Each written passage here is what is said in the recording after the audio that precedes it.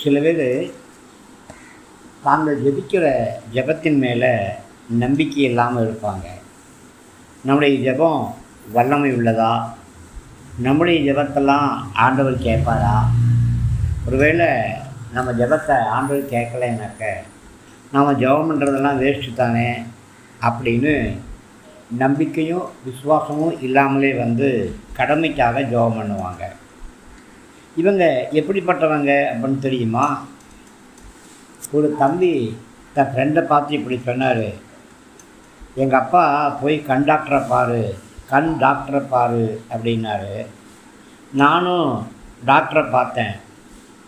அவர் ரொம்ப மங்கலாக தெரிஞ்சார். சரி, வந்தது வேஸ்ட்டு அப்படின்னு நினச்சேன்.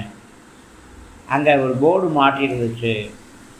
அதில் பார்வை நேரம் காலை 9 மணி முதல் மதியம் 11 மணி முடிய அப்படின்னு எழுந்துருச்சு.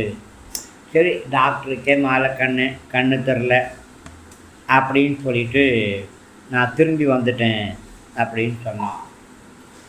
எவ்வளோ கெட்டிக்காரன் பார்த்தீங்களா? அவன் மாலைக்கண்ணு, அவனுக்கு பார்வை சரியில்லை. ஆனால் டாக்டருடைய பார்வை நேரங்கிற போர்டை பார்த்து தப்பாக புரிஞ்சுக்கிட்டான் பார்த்தீங்களா?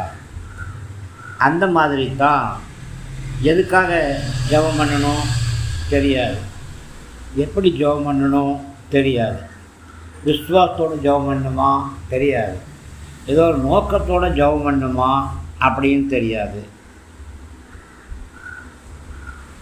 ஆனாலும் ஒரே புலம்பல் கச்சேரி பண்ணிக்கிட்டே இருப்பாங்க.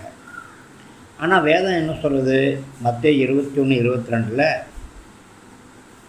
நீங்கள் விசுவாசம் உள்ளவர்களாகி ஜெபத்தில் எதை கேட்டு கொள்வீர்களோ அதைகளை பெற்றுக்கொண்டோம் அப்படின்னு விசுவாசிங்க அப்படின்னு சொல்லப்பட்டிருக்கு. பிரியமானவர்களே, ஆனால் எல்லாருக்குமே விசுவாசம் இருக்குது.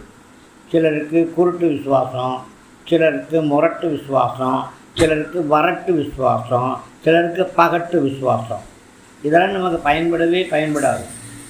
விசுவாசத்தை அகலமாக்குங்க, விரிவாக்குங்க, ஆழமாக்குங்க, அர்த்தமுள்ளதாக மாற்றுங்க. நம்பிக்கை, விசுவாசம், அன்பு, இந்த 3ஐயும் கலந்து நீங்கள் ஜெபம் பண்ணுங்க. கண்டிப்பாக உங்கள் ஜெபங்களுக்கு பதில் உண்டு. கர்த்தர் உங்களை ஆசீர்வதிப்பாராக. ஆமென்.